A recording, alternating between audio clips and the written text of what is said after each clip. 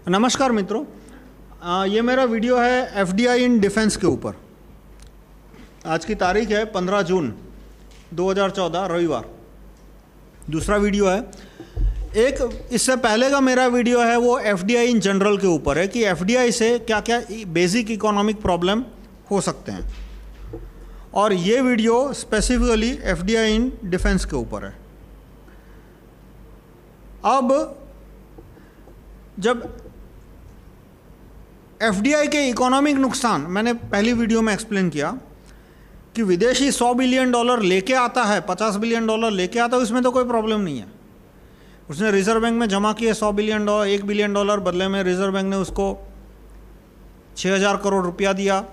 लेकिन जब वो प्रॉफिट या कैपिटल को बेच के जब वापस ले जाना चाहता है, या कैपिटल गेन्स को जब वापस ले जाना चाहता है, तब रिजर्व बैंक को डॉलर देने पड़ेंगे, पर वो एक इकोनॉमिक इश्यू है। एफडीआई इन डिफेंस से क्या क्या प्रॉब्लम हो सकते हैं। पहले जो एफडीआई डिफेंस के जो भक्त हैं, तीनों, सोनिया के भक्त, अरविंद केजरीवाल के भक्त और नरेंद्र मोदी के भक्त, वो एकाएक हड़बड़ी मचा देते हैं कि हम एक दिन भी वेट नहीं कर सकते, इतनी इमरजेंसी है कि आज के आज एफडीआई आने दो, विरोध मत करो एफडीआई का, क्योंकि चीन हम पे कल हमला कर सकता है। यदि कल हमला करे तो आज हम क्या करेंगे, या कल हम क्या करेंगे। यानी इतने साल से तो सोते रहे, लेकिन एक बहाना बना दिया कि भाई इतने साल से हम कहाँ पावर में थे। भाई पावर में नहीं थे तो अच्छे कानून की तो मांग कर सकते थे। तो ये जो हड़बड़ी मचा दी इमरजेंसी की, आज की आज एफडीआई लानी है, आज की एफडीआई का विरोध मत करो, तो जो स्थानिक कानून है, भारत में हथियारों का उत्पादन सुधारने के लिए जो कानून पास करने के जरूरी है, उसकी जब बात करो तो सीधा वो टाइम पास में चले जाते हैं कि ये बात कल करेंगे, परसों करेंगे, अगले हफ्ते करेंगे, अगले महीने करेंगे, अगले जन्म में करेंगे। कौन कौन से कानून से भारत में हथियारों का उत्पादन सुधर सकता है? एक तो मैंने कहा ज्यूरी सिस्टम, फिर राइट टू रिकॉल,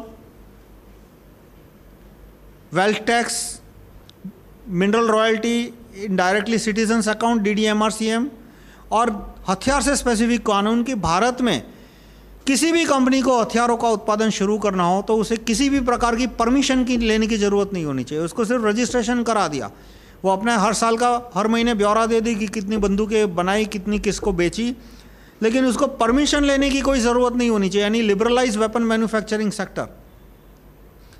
आज हथियार बनाने की फैक्ट्री डालना कितना मुश्किल है कि आपको एक छोटा सा पिस्टल, रिवॉल्वर बनाने की फैक्ट्री डालनी हो तो आपके 5.5 फुट 6 फुट की हाइट घिस घिस के 2.5 फुट हो जाएगी, आपको परमिशन नहीं मिलेगी।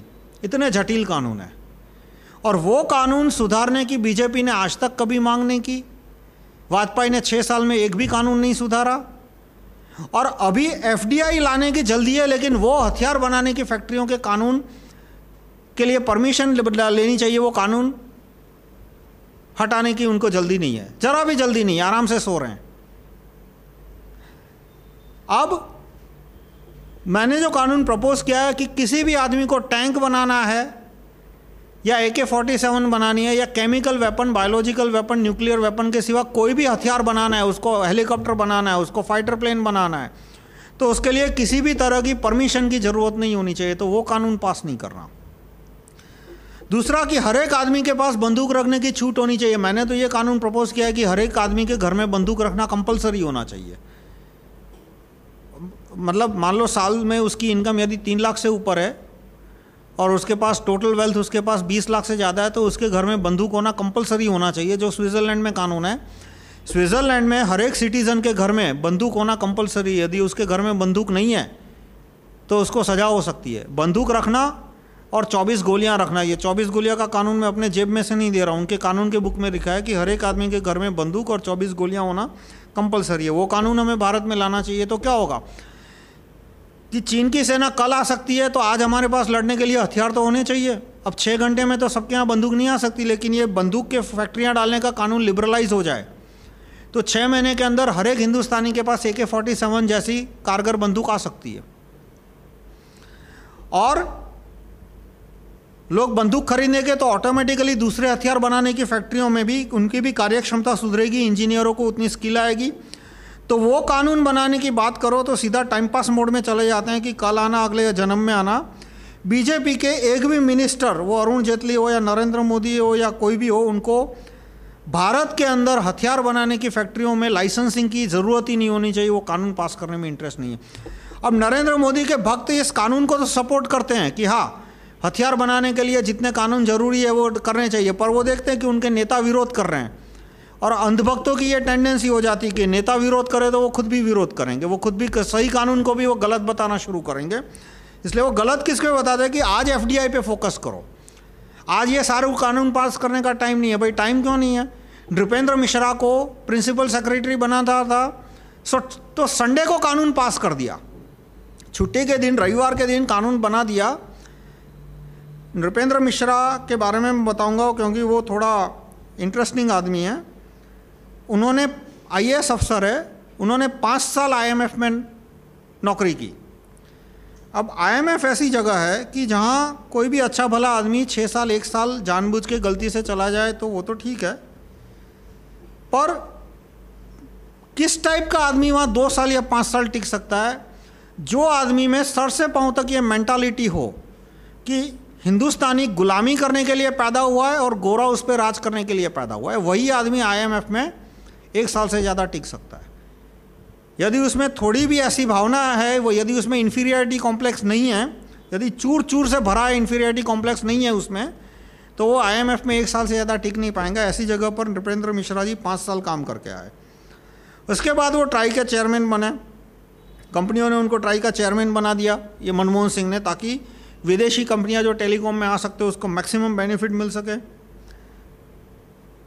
अब ट्राई के एक्ट में लिखा है कि एक बार कोई आदमी ट्राई का चेयरमैन बन जाए तो वो दोबारा सेक्रेटरी नहीं बन सकता।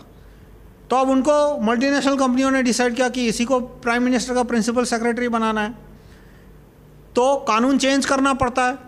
तो संडे को ऑर्डिनेंस इश्यू कर दिया, क्योंकि कानून चेंज करने के लिए तो लोकसभा और राज्यसभा में से कानून पास करना पड़ता है। लोकसभा और राज्यसभा तो सेशन नहीं चल रहा था, तो ऑर्डिनेंस रविवार के दिन, शनि या रविवार के दिन ऑर्डिनेंस निकाला कि नृपेंद्र मिश्रा को प्रिंसिपल सेक्रेटरी बनाना है। इसलिए ट्राई एक्ट में ये अमेंडमेंट किया कि चेयरमैन है वो बाद में आईएएस दोबारा, ये सेक्रेटरी वगैरह दोबारा बन सकता है।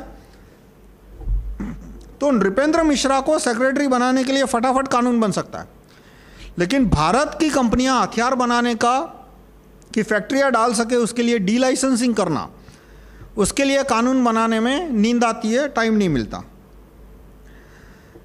अब एफडीआई के लिए कितनी हड़बड़ी है कि एफडीआई इन डिफेंस लाने के लिए 4 मिनिस्ट्री से फाइल घुमानी पड़ती है, defence, finance, company affairs, commerce ministry. तो 3 मिनिस्ट्री एक ही आदमी को दे दी गई, अरुण जेटली, जो कि विदेशियों का एजेंट है। उसने ये मॉडर्न फूड है, वो 250 करोड़ में हिंदुस्तान लीवर को बेचती थी 2001 में, जबकि 2001 में मॉडर्न फूड के पास अकेले दिल्ली में जो ज़मीन थी उसकी कीमत 2000 करोड़ थी। मतलब ये आदमी देखो कैसा है। फिर इसी आदमी ने, अरुण जेटली ने, यह कानून बनाया कि 18 साल से कम उम्र का आदमी कितने भी क्राइम करे और कितना भी गंभीर क्राइम करे, मर्डर करे, अपहरण करे, छेड़खानी करे, उसको 3 साल से ज़्यादा सज़ा नहीं करना। ये जुवेनाइल जस्टिस एक्ट भी इसी अरुण जेटली ने बनाया। मतलब अकेले अरुण जेटली का दोष नहीं है, वाजपेयी भी उसके साथ थे, एल.के. आडवाणी भी उस समय होम मिनिस्टर थे, उसने भी सपोर्ट किया था, अरुण शौरी ने भी इस कानून को सपोर्ट किया था उस समय, ईयर 2000 की बात कर रहा हूँ। पर इस आदमी को 3 मिनिस्ट्री दे दी। असल में आज की कैबिनेट के अंदर अरुण जेटली असली प्राइम मिनिस्टर है, क्योंकि इतने 3 डिपार्टमेंट उसके पास में है। और अब तो मेरा पॉइंट यह है कि एफडीआई लाने के लिए जितनी जल्दी बताई जा रही है, उसका 1% भी भारत के अंदर हथियार उत्पादन करने के लिए नहीं लाया जा रहा।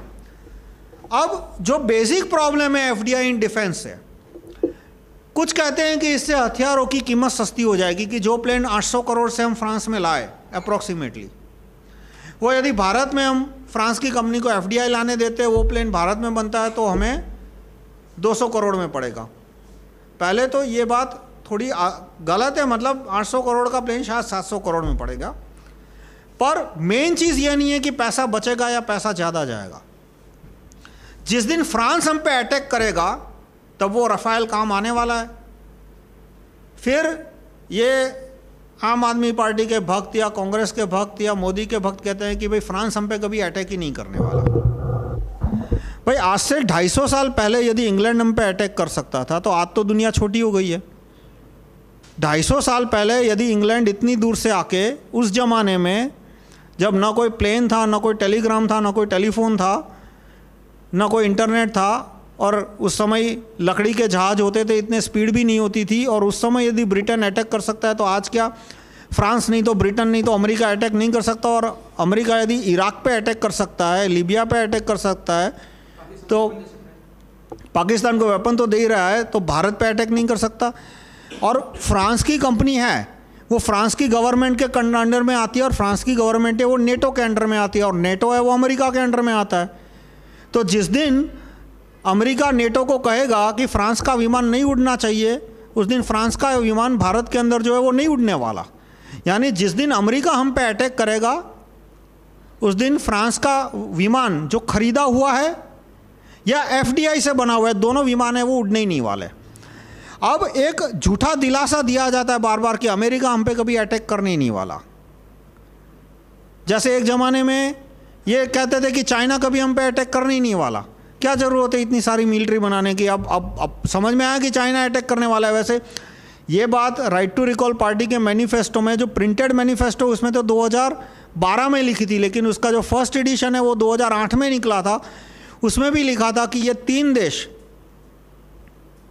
अमेरिका, चाइना, और अमेरिका है वो इंग्लैंड से मिला हुआ है, चाइना है वो पाकिस्तान से मिल सकता है यानी, और सऊदी अरेबिया, ये हमारे दुश्मन देश है और ये हम पे डायरेक्टली या इनडायरेक्टली अटैक कर सकते हैं। जैसे सऊदी अरेबिया हम पे डायरेक्टली अटैक नहीं कर सकता, लेकिन वो पाकिस्तान के थ्रू कर सकता है। चाइना भी शायद हम पे डायरेक्टली अटैक ना करे, वो पाकिस्तान के थ्रू करे।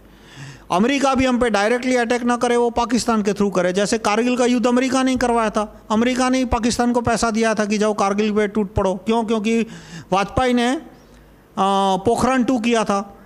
उस समय मतलब आरएसएस में कुछ पेट्रियोटिक एलिमेंट है जिन्होंने वाजपेयी को दबाया, डराया, धमकाया। वाजपेयी को न चाहते हुए भी पोखरण 2 करना पड़ा। उन्होंने किया, इसलिए अमेरिका ने तय किया कि इसको सबक सिखाना है, इसलिए सरकार गिरा दी। सरकार गिराने के बाद पोखरण किया और ये कारगिल का युद्ध करवाया पाकिस्तान के थ्रू। और बाद में तो अमेरिका यदि पाकिस्तान के थ्रू आतंकवादी भेज सकता है, आईएसआई खड़ी कर सकता है, तो हम पे अटैक भी कर सकता है। तो जिस दिन अटैक किया उस दिन ना ये इंपोर्टेड वेपन काम आएंगे, ना ये एफडीआई वाले वेपन काम आएंगे। क्योंकि एफडीआई के वेपन है वो अमेरिका की कंपनियां बनाएगी, तो उसमें भी वो किल स्विच डाल के ही देगी। फिर जब किल स्विच की बात आती है तो भी यही कहते हैं मोदी भक्तों या अरविंद भक्तों की को स्विच जैसी कोई चीज़ ही नहीं है, कोई कंपनी किल स्विच नहीं डालने वाली।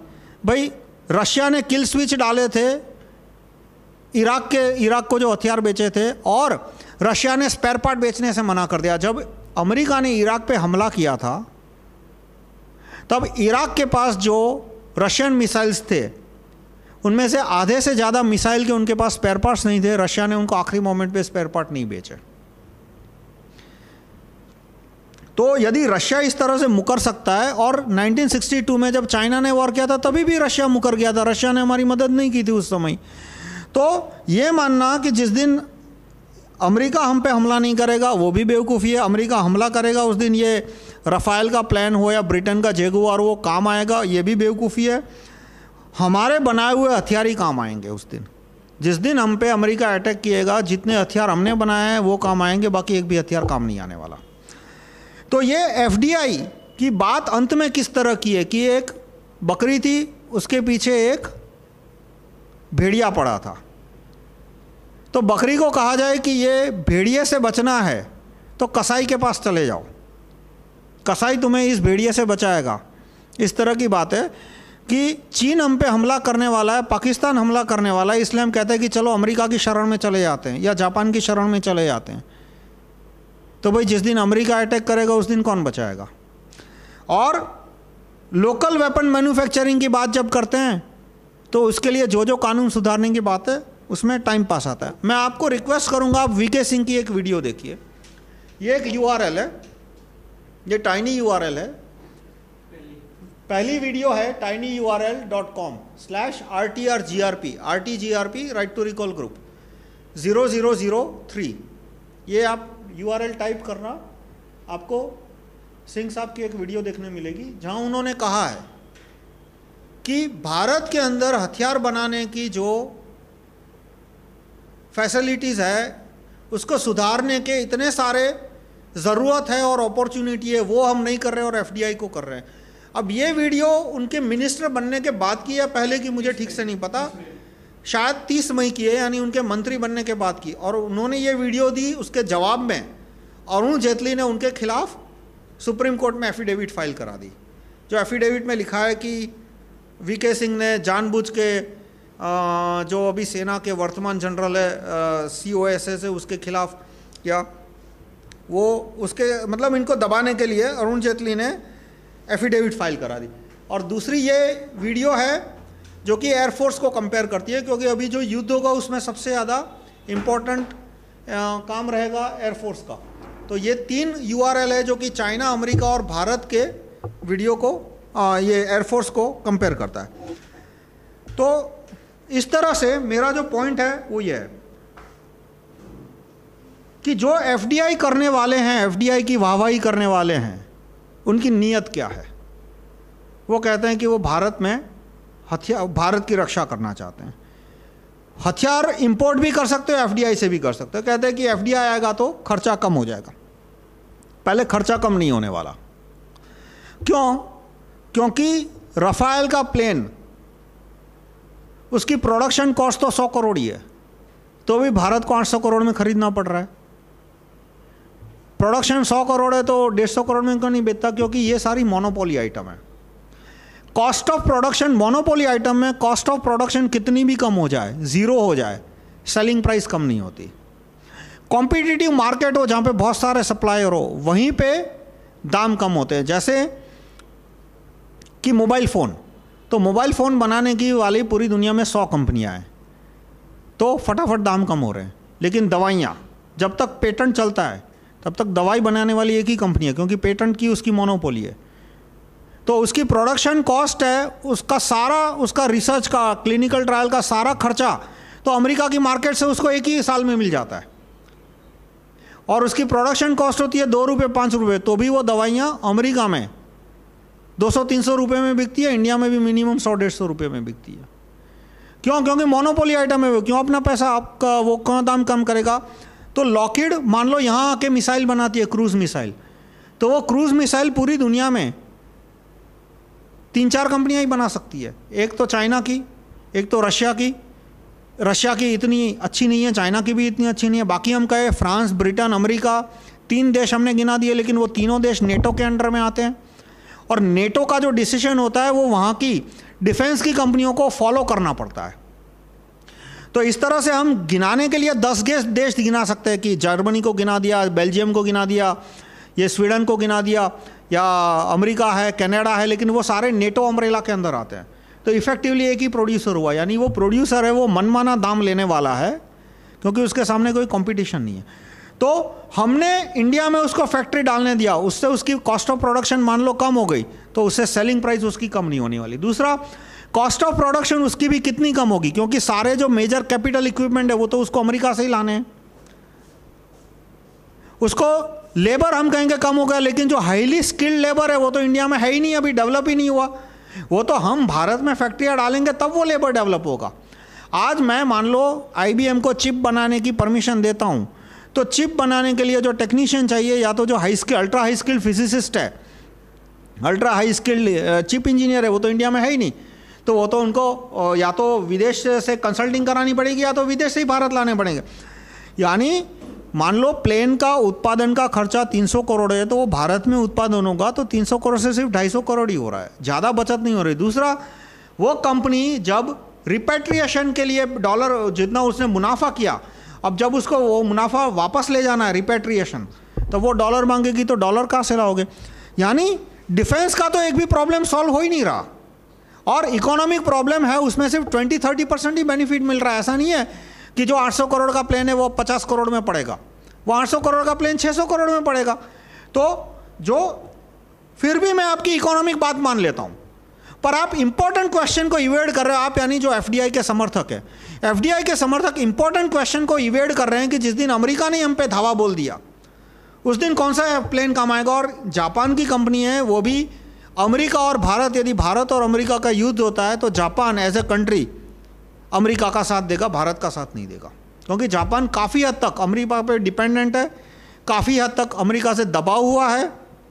जापान की सेना अमेरिका में बेस बनाए बैठी है, और जापान, अमेरिका कितनी हद तक जापान को दबा के रखा है कि जापान का जितना भी सरप्लस होता है, ट्रेड सरप्लस हो या कैपिटल सरप्लस जो भी है, वो सारा उसे अमेरिका की इकोनॉमी में इन्वेस्ट करना पड़ता है। अमेरिका की इकोनॉमी में वो गंवा देता है। रियल एस्टेट में जापान ने पैसा कमाया, अमेरिका के रियल एस्टेट में, अमेरिका की बॉन्ड मार्केट में जापान ने पैसा कमाया, अमेरिका के शेयर मार्केट में पैसा कमाया, अमेरिका की ट्रेजरी बिल में जापान ने पैसा कमाया। फिर भी हर साल उसको अमेरिका के बॉन्ड खरीदने पड़ते हैं, अमेरिका के शेयर खरीदने पड़ते हैं। क्यों? क्योंकि जापान की इलीट ने अमेरिका की इलीट ने पूरा जापान को दबा के रखा है। तो हम जापान से फैक्ट्रियाँ, जापान यहाँ पे हथियार बनाने की फैक्ट्रियाँ डालते हैं, तो अमेरिका और भारत का युद्ध होगा उस दिन ये फैक्ट्रियाँ ज़्यादा काम नहीं आने वाली। तो देखो, घुमा फिरा के कोई शॉर्टकट नहीं है दुनिया में। पिछले 4 साल से ये अन्ना के भक्त, अरविंद के भक्त, सोनिया के भक्त और नरेंद्र मोदी के भक्त एक ही रट लगाए बैठे हैं कि देश में एक भी अच्छे कानून की ज़रूरत नहीं है, बस इन लोगों के चेहरे मुखौटे टोपी पहन के घूमो। मतलब सबसे ज़्यादा यदि देश को नुकसान हुआ हो तो ये सोनिया गांधी के भक्तों की वजह से हुआ, दूसरा नंबर अरविंद गांधी के भक्तों की वजह से, और तीसरा नरेंद्र मोदी के भक्तों की। 3 साल तक इतना हो हल्ला मचाया, हो हल्ला ये कि सारे अच्छे कानूनों का विरोध करो, बस ये 3 चेहरों को लेके घूमते रहो। ये बात नहीं है कि नरेंद्र मोदी को प्रधानमंत्री की बात बनाने की बात अपने आप में ठीक है, उसमें कोई गलती नहीं है, पर यह कहना कि अच्छे कानून की ज़रूरत ही नहीं है, सिर्फ एक अच्छे आदमी को प्रधानमंत्री बना दो, यानी कि आदमी है वो कानून से भी बड़ा हो गया, वो सिस्टम से भी बड़ा हो गया।